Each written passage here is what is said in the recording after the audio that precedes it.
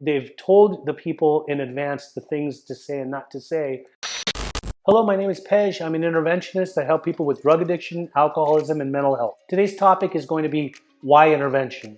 Like, why do some people sometimes need to have an interventionist in the picture to be able to help them with their loved one that's suffering from addiction or alcoholism? A lot of the calls that I get are from people that have pretty much tried everything they can. Some people have had family interventions or friend interventions where they come together and they try to do it on their own, and they've tried everything they can, they've said everything that they can, but for some reason their loved one is just not receptive or responsive or wanting to get the help that they really need. And so some people are at their wits' end and they seek professional help. Now, why is an intervention necessary from a professional interventionist? Like, what is the role of the interventionist? An interventionist has many different roles depending on what kind of services they offer. Some interventionists do further coaching, some of them do family coaching.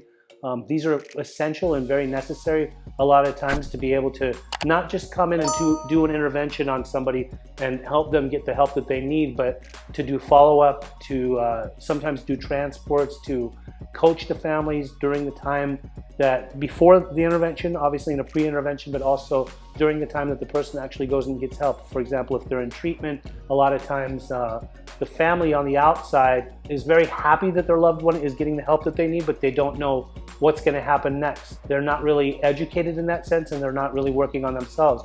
It is a family disease when it comes to addiction or alcoholism. That has to be taken into mind. So they need to be coached and taught the same way that the individual that's getting the help is getting the help that they need in the recovery sense. Sometimes an interventionist can act as a mediator, somebody that can stand, they can put the whole intervention together with a pre-intervention and come together and get the family or the loved ones all in the same room.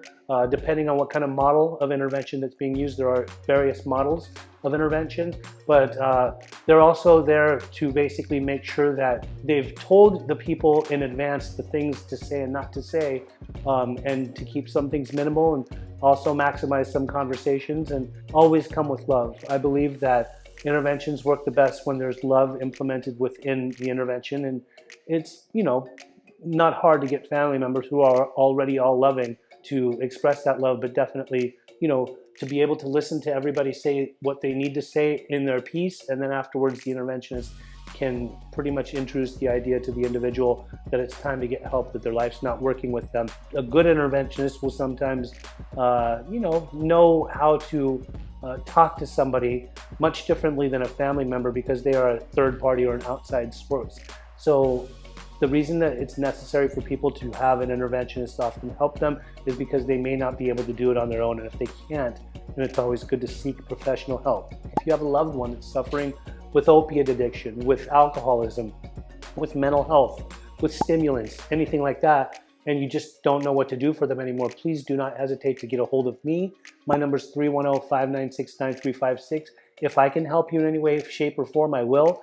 And if I need to outsource and find somebody else that might be able to help you, I'm always open to doing that too. My name is Pej. I'm an interventionist. Again, 310-596-9356. That's the easiest way to get a hold of me.